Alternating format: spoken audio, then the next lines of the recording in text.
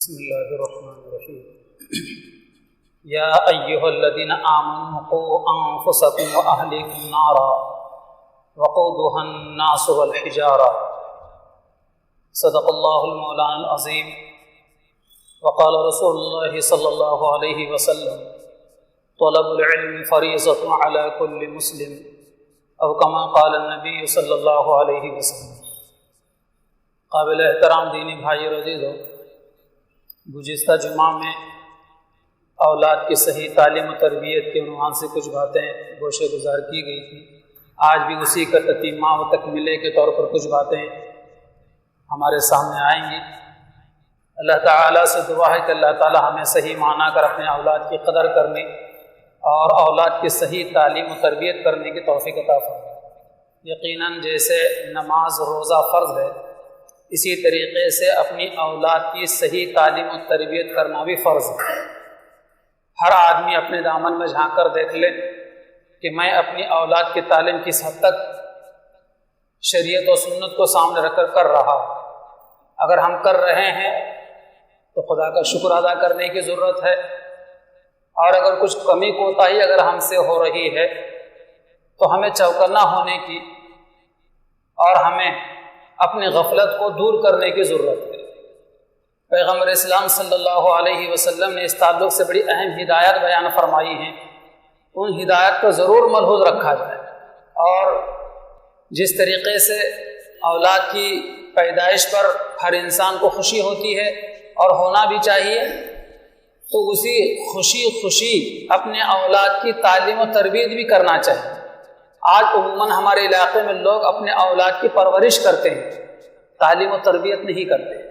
تعلیم تربیت میں اور پرورش میں فرق ہے۔ پرورش یہ ہے کہ اولاد کو وقت پر کھانا دیا جائے اور اس کے لیے لباس کا، رہنے سہنے کا انتظام کیا جائے، یہ پرورش ہے۔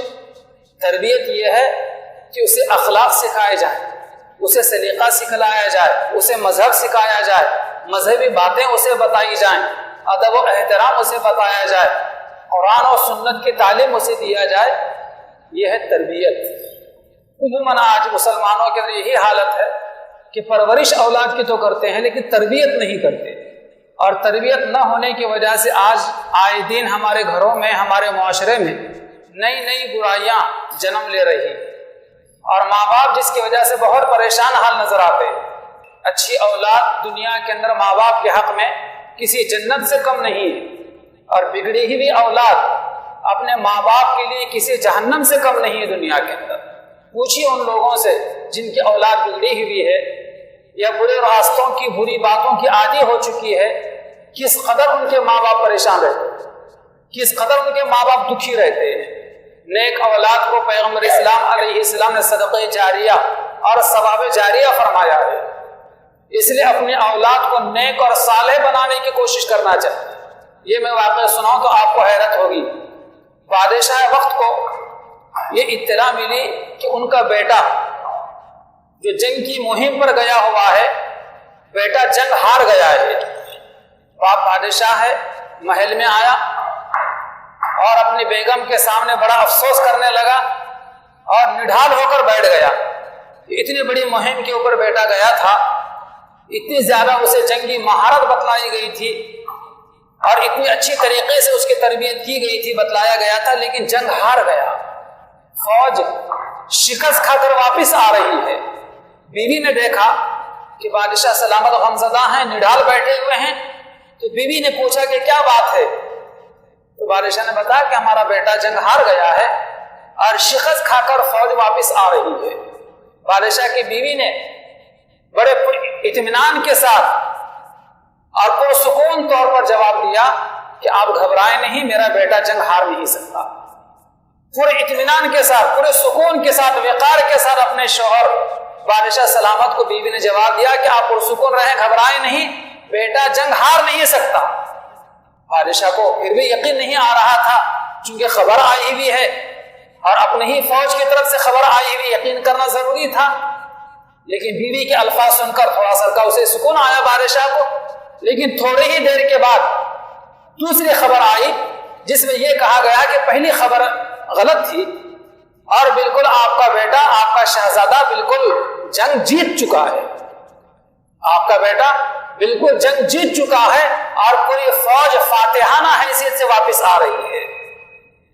بادشاہ نے مصلی بچھایا، 2 رکعت نماز پڑھی، جہاں پر اس بادشاہ نے اپنے رب کا شکر ادا کیا، وہیں پر اپنے بیوی کا بھی اس نے شکر ادا کیا، اور بیوی کو بلا کر یہ کہا کہ اتنی اطمینان کے ساتھ، اتنے پرسکون طریقے سے تم نے یہ کیسے کہا کہ بیٹا جنگ ہار نہیں سکتا؟ کیا بات تھی اور تمہیں کیسے یقین تھا اس بات کے اوپر؟ تو بادشاہ کی بیوی نے بادشاہ کو جواب دیا کہ میں نے اپنے بچے کی تربیت ہی اس انداز میں کی ہے جس کی وجہ سے مجھے یقین تھا کہ میرا بیٹا جنگ ہار نہیں سکتا، دشمن کو پیٹ نہیں بتا سکتا۔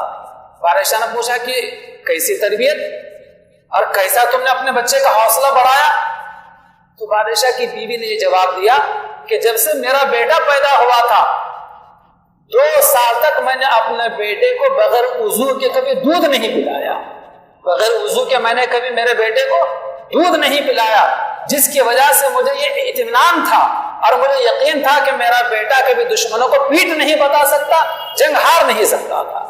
اس بادشاہ نے جہاں رب کا شکر ادا کیا، وہیں پر اپنی بیوی کا بھی شکریہ ادا کیا کہ واقعی ایسی بیویاں اگر لوگوں کو مل جائیں، یقیناً ہر میدان میں کامیابی ہمارے قدم چوم سکتی ہے۔ اسی وجہ سے ماں کو اور ماں کی گود کو بچے کے لیے، اولاد کے لیے پہلا مدرسہ کہا گیا ہے۔ جیسے گزشتہ میں نے بتلایا تھا کہ بچے کی تربیت کس انداز سے کی جانی چاہیے، اس کے 11 مراحل میں نے بتلائے تھے، لیکن وقت ختم ہو گیا تھا کہ باپ اور ماں اپنے اولاد کی تربیت کس طریقے سے کرے۔ اس کے 11 مراحل ہیں۔ ان 11 مراحل میں پہلا مرحلہ یہ ہے کہ بیوی کا جو انتخاب ہونا چاہیے وہ جو ہے چن کر ہونا چاہیے، اَيَمْتَقَى أُمَّهُ، اس لیے کہ آپ کی بیوی کی گود آپ کے بچے کے لیے پہلا مدرسہ ثابت ہونے والی ہے۔ اس گود میں بچہ پرورش پانے والا ہے، اس ماں کی گود جیسی ہوگی، جیسے اس کے اخلاق ہوں گے، جیسے اس کے کردار ہوں گے، جیسے وہ باسلیقہ ہوگی، جیسے وہ باہمت اور باحوصلہ ہوگی، جیسے وہ باحیا ہوگی، جیسے شرم و حیا اس کے مزاج میں کود کود کر بھری ہوگی، اسی طریقے سے اس کے گود میں پروان چڑھنے والے بچے بھی اسی طریقے کے ہوں گے۔ اس لیے پہلا مرحلہ بچے کی تعلیم و تربیت کا یہ بتلایا گیا ہے کہ ماں کو منتخب کر کے لائیں، چن کر لائیں۔ دیکھنے کی چیز شادی سے پہلے بیوی کے اندر اخلاق، کردار، پاک دامنی اور شرم و حیا، دینداری، یہ چیزیں دیکھنے کی ہوتی ہیں۔ عموماً آج یہ چیزیں نہیں دیکھی جاتی، اور جس کی وجہ سے بعد میں اولاد جو ہوتی ہے تو پھر جیسی کرنی ویسی بھرنی، جیسی ماں کی گود ہوگی ویسے بچے ہوں گے۔ اللہ تعالیٰ حفاظت فرمائے۔ پہلا مرحلہ اولاد کی تعلیم و تربیت کا کہ ماں کو منتخب کر کے لائے اس کے اخلاق کی وجہ سے، اور دوسرا مرحلہ یہ ہے کہ جب بچہ پیدا ہو تو اس کے کان میں، سیدھے کان میں اذان دی جائے اور بائیں کان میں اقامت کہی جائے، یہ دوسرا مرحلہ۔ اور اولاد کی تربیت کا تیسرا مرحلہ یہ ہے کہ جب بچہ تھوڑا بڑا ہو جائے تو بچے کی تہنیک کرے۔ تہنیک کسے کہا جاتا ہے؟ آج یہ تہنیک کی سنت ہمارے معاشرے سے ختم ہوتی چلی جا رہی ہے۔ تہنیک کا مطلب یہ ہے کہ بچہ پیدا ہونے کے بعد تھوڑے دنوں کے بعد بچے کی تہنیک کرنا چاہیے۔ تہنیک کسے کہا جاتا ہے؟ تہنیک کا مطلب یہ ہوتا ہے کہ اپنے خاندان کا جو سب سے زیادہ بااعتماد آدمی، بھروسے مند آدمی، دیندار آدمی، متقی و پرہیزگار آدمی، چاہے مسجد کا امام ہو، چاہے اپنے خاندان کا کوئی بزرگ آدمی ہو، کوئی دیندار ہو، کسی سے بھی کروا سکتے ہیں۔ حضور پاک علیہ السلام کے مبارک زمانے میں حضرات صحابہ کے گھروں میں بچے ہوتے تھے تو صحابہ و صحابیات اپنے بچوں کو لے کر حضور کے گود میں دے دیا کرتے تھے، اور حضور علیہ السلام صحابہ کے بچوں کی تہنیک کیا کرتے تھے۔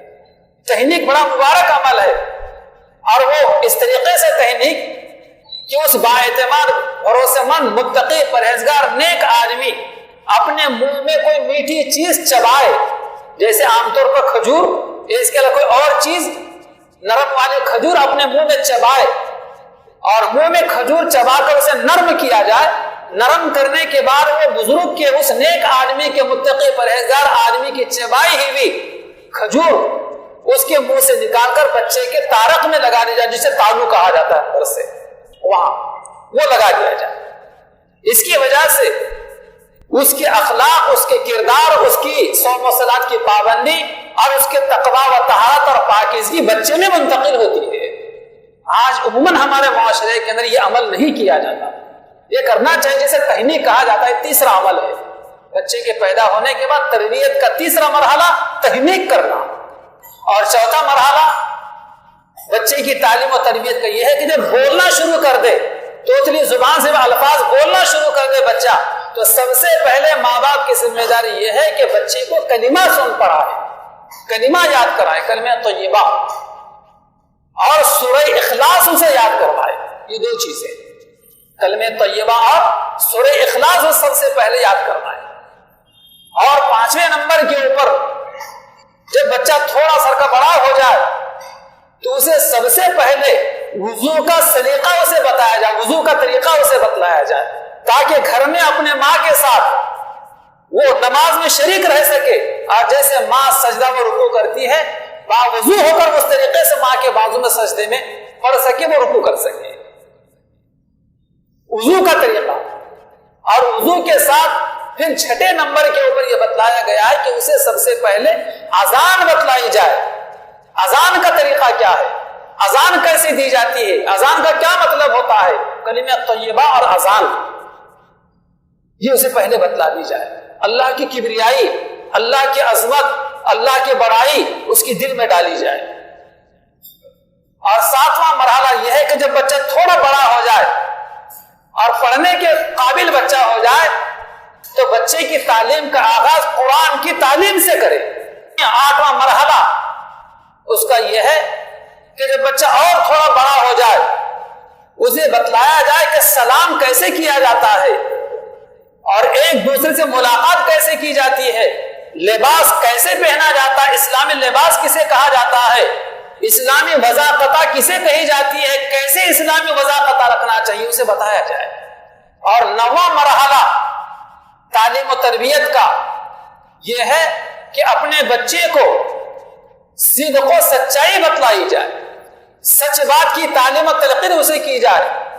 اور 10واں مرحلہ یہ ہے کہ بچے کو جھوٹ بولنے سے منع کیا جائے، چاہے کچھ ہو جائے لیکن بیٹے جھوٹ مت بولنا۔ اور تعلیم و تربیت کا 11واں مرحلہ یہ ہے کہ بچے کے ہاتھ سے موقع و موقع صدقہ و خیرات کروائی جائے۔ ہم تو کرتے رہتے ہیں، لیکن ہمارے ساتھ بچہ ہو، ہم گھر میں موجود ہوں، کوئی دستک دے دروازے کے اوپر، تو ایسے موقع پر جو ہے بچے کے ہاتھ سے روپیے پیسے غریبوں، فقیروں کو، مسافروں کو دینے کا بچے کو عادی بنائے، تاکہ بڑا ہو کر وہ بھی صدقہ و خیرات کر سکے، اور جس کی وجہ سے آفتیں بلائیں اس بچے پر آنے والی بھی اور ہم پر آنے والی بلائیں ٹلتی رہے، اس لیے کہ صدقہ دینے کی وجہ سے بلائیں ٹلتی ہیں۔ یہ 11 مراحل ہیں تعلیم و تربیت کی۔ ہر آدمی سوچے کہ میں نے اپنے اولاد کی تعلیم و تربیت کس حد تک ان 11 مراحل کو سامنے رکھ کر میں نے کی ہے، اور کی ہے تو خدا کا شکر ادا کرنے کی ضرورت ہے۔ جہاں اولاد کی تعلیم و تربیت ضروری ہے، وہیں پر اولاد کے روشن مستقبل کے لیے دعا بھی ضروری ہے۔ سورہ فرقان کی وہ دعا بتلائی گئی ہے اہل ایمان کو، جس کا اہل ایمان کو اہتمام ہونا چاہیے دعا کا۔ کیا دعا ہے وہ؟ ربنا ہب لنا من ازواجنا و ذریاتنا قرۃ اعین، اے اللہ ہمارے بیوی اور ہمارے بچوں کو ہماری آنکھوں کی ٹھنڈک بنا۔ بیوی شوہر کی آنکھوں کی ٹھنڈک کب بنے گی، اور بچے اپنے باپ کی آنکھوں کی ٹھنڈک کب بنیں گے؟ تو انہی 11 مراحل کے مطابق اگر ہم نے اپنے بچوں کی تعلیم و تربیت کی ہے تو یقیناً ایسے بچے پروان چڑھنے والے اپنے ماں باپ کی آنکھوں کے ٹھنڈک ثابت ہوں گے۔ اور اگر ان بنیادی چیزوں کو ہم نے سامنے رکھ کر اپنے اولاد کی تعلیم و تربیت نہیں کی تو کیا ماں باپ کی آنکھوں کی ٹھنڈک ہوتی، دنیا میں ان کے لیے جہنم ثابت ہوتے، عذاب ثابت ہوتے۔ اس لیے اللہ تبارک و تعالیٰ نے ہمیں اولاد عطا فرمائی تو ضرورت اس بات کی ہے کہ اولاد جہاں اللہ تعالیٰ کی نعمت ہے وہیں پر یہ ہمارے پاس امانت بھی ہے، اور صحیح تعلیم و تربیت اولاد کی کرنا ایسا فرض ہے جیسے کہ نماز اور روزہ مسلمانوں پر فرض ہے۔ آج جو ہم یہ سننے میں آتا ہے ہمارے اور دیکھنے میں آتا ہے، اخبارات میں پڑھنے آتا ہے، نیوز آپ حضرات سنتے ہیں کہ آئے دن سنتے رہتے ہیں کہ کہیں مسلمان کی بچی کسی کے ساتھ میں راہ فرار اختیار کر لی اور کسی دوسرے مذہب والے کے ساتھ میں فلاں جگہ پر جا کر اس نے شادی رچا لی، اور کہیں کسی لڑکے کے بارے میں بھی سنا جاتا ہے اور نیوز سنی جاتی ہے، آئے دن نیوز دیکھنے میں آتی ہے کہ اپنے گرل فرینڈ کے چکر میں آ کر ہمارے بیٹے نے، ہمارے لال نے ایمان سے ہاتھ دھو بیٹھا، مرتد ہو گیا اور کسی گرل فرینڈ کے ساتھ میں کہیں اور مقام پر جا کر نہیں اسے جانا چاہیے تو وہاں جا کر اسے نکاح پڑھوا دیا۔ ایسی خبریں سننے میں، دیکھنے میں آئے دن آتے رہتے ہیں۔ آپ غور کریں گے، تحقیق کریں گے تو پتا چلے گا کہ عموماً یہ بچے ہیں مسلمانوں کے، لیکن ان بچوں کی جیسے تعلیم، جیسے تربیت ہونا چاہیے تھی ویسی نہیں ہو۔ کسی مکتب سے، کسی مدرسے سے ان کا کوئی تعلق اور ربط نہیں تھا، علماء سے، مربیین سے ایسے بچوں اور بچیوں کا کوئی ربط اور کوئی تعلق نہیں تھا، جس کی وجہ سے یہ خبریں سننے میں ہمیں آ رہی ہیں، جس کی وجہ سے یہ نیوز ہمیں پڑھنے میں آ رہی ہے۔ ہم چاہتے ہیں کہ ایسی خبر نہ ہمیں دیکھنے میں آئے اور نہ ہمارے سننے میں آئے، تو محترم بزرگوں، دوستوں، ضرورت اس بات کی ہے کہ اپنے بچوں اور اپنی بچیوں کا تعلق مکتبوں سے، مدرسوں سے وابستہ کیا جائے، دین و شریعت انہیں بتلائی جائے، اور ایسے برائیوں کے راستوں پر جانے کا عذاب انہیں بتلایا جائے، اس کا وبال انہیں دنیا اور آخرت میں بتلایا جائے کہ دنیا میں کیا وبال ہے، آخرت میں کیسی اس کے لیے سزا ہے، یہ بتلایا جائے اسے۔ لیکن آج اولاد کی اس تعلق سے کوئی فکر نہیں کی جاتی، جس کی وجہ سے صرف کالج اور یونیورسٹی کے حوالے بچوں کو کر دیا جاتا ہے اور ان کی کوئی نگرانی نہیں ہوتی اور کوئی دیکھ بھال نہیں ہوتی، جس کی وجہ سے ایسی خبریں آتی ہیں کہ جس کی وجہ سے پورے خاندان کے ناک کٹ جاتی ہے اور پورے معاشرے میں کہیں سر اٹھا کر بات کرنے کے قابل نہیں رہتا۔ ایسی ہی ایک خبر آئی اور ایسا ایک واقعہ پیش آ گیا جس کی وجہ سے آج 3 مہینے ہو گئے باپ دکان پر بیٹھنے کو تیار نہیں ہے، باپ دکان کے کاؤنٹر پر آنے کو تیار نہیں ہے، نوکروں کے حوالے کر دیا کہ شام میں لا کر مجھے حساب دے دے۔ کتنا گھٹ رہا ہوگا وہ، ماں کتنی گھٹ رہی ہوگی، کیا گزر رہی ہوگی۔ تو یہ تعلیم و تربیت صحیح نہ ہونے کی وجہ سے یہ دن دیکھنے میں آتے ہیں۔ کوئی منع نہیں کرتا اصلی تعلیم اپنے بچیوں کو پڑھانے سے، بچوں کو پڑھانے سے، لیکن بچوں کی سخت نگرانی کی ضرورت ہے کہ ساتھ میں نگرانی رکھیے، توجہ دیجیے، اور شام میں گھر آنے کے بعد سارے دن بھر کی روزگار ان سے پوچھیے۔ آج ماں باپ کی سب سے بڑی مشکل یہ ہے کہ ماں باپ اپنے بچوں کو وقت نہیں دیتے۔ روزانہ کم از کم آدھا گھنٹہ عشاء کی نماز کے بعد باپ کی ذمہ داری، بلکہ باپ اپنا فرض سمجھے کہ آدھا گھنٹہ لے کر اپنے بچوں کو لے کر بیٹھے۔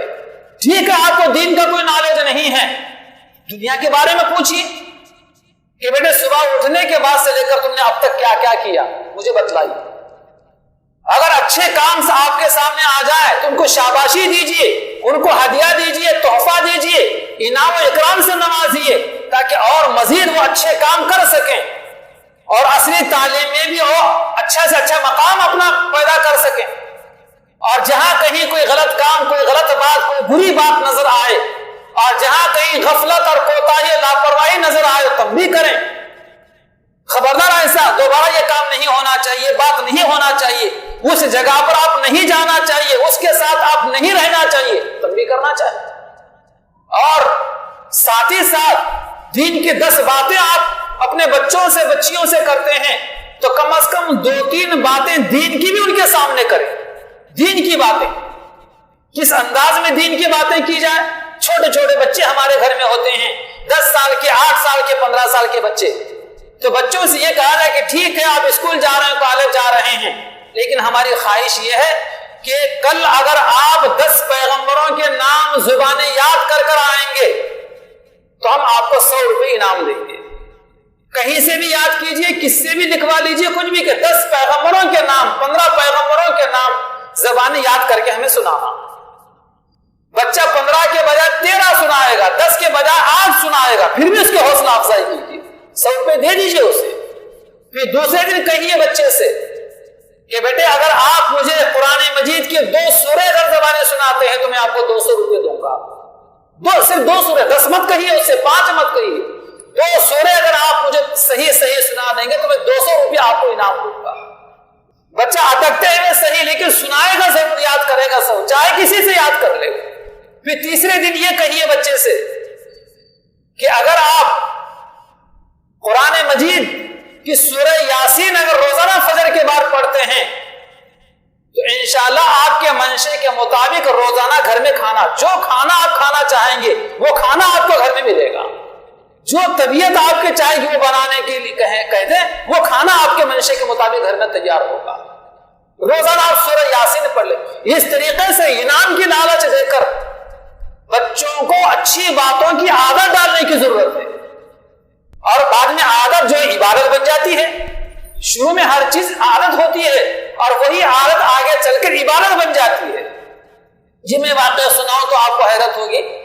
پچھلے دنوں ایک مدرسے میں ایک 10-11 سالہ بچہ داخلہ لینے کے لیے آتا ہے اور استاد صاحب ان کا امتحان لیتے ہیں کہ آپ بچہ کس معیار کا ہے. فلاں سورت پڑھنے کے لیے کہے گی، بچے نے سنا دیا. اسے تھوڑی بڑی سورت پڑھنے کے لیے کہا گیا، بچے نے وہ بھی سنا دیا. پھر اس سے بڑی تیسری سورت پڑھنے کے لیے کہا گیا، بچے نے وہ بھی سنا دیا. استاد کو حیرت ہو گئی اور استاد نے کہا کہ بیٹے ٹھیک ہے، آپ کا داخلہ ہو جائے گا، ایڈمیشن ہو جائے گا، کل آپ اپنے والد صاحب کو لے کر آنا. چنانچہ دوسرے دن بچے نے والد صاحب کو لے کر مدرسے میں آیا، مکتب میں آیا، اور آنے کے بعد بالکل سیدھا سادہ وہ آدمی، یقین میں نہیں آتا تھا کہ باپ کو دیکھنے کے بعد کہ اس باپ کا یہ بچہ ہوگا، یہ بچہ اس کی اولاد ہوگی، یقین نہیں کیا جا سکتا. اور مولوی صاحب بڑی حیرت کے ساتھ اس بچے کے باپ کو دیکھ رہے ہیں. اس باپ نے کہا کہ مولوی صاحب مجھے دیکھ کر حیرت مت کیجیے، میں سمجھ رہا ہوں کہ آپ مجھ پر حیرت کیوں کر رہے ہیں. اس لیے کہ میرا بچے کے اس قابل بنانے میں میرا کوئی کمال نہیں ہے، بلکہ جو بچہ قابل بنا ہے اس بچے کی قابلیت میں اس کے ماں کا کمال ہے.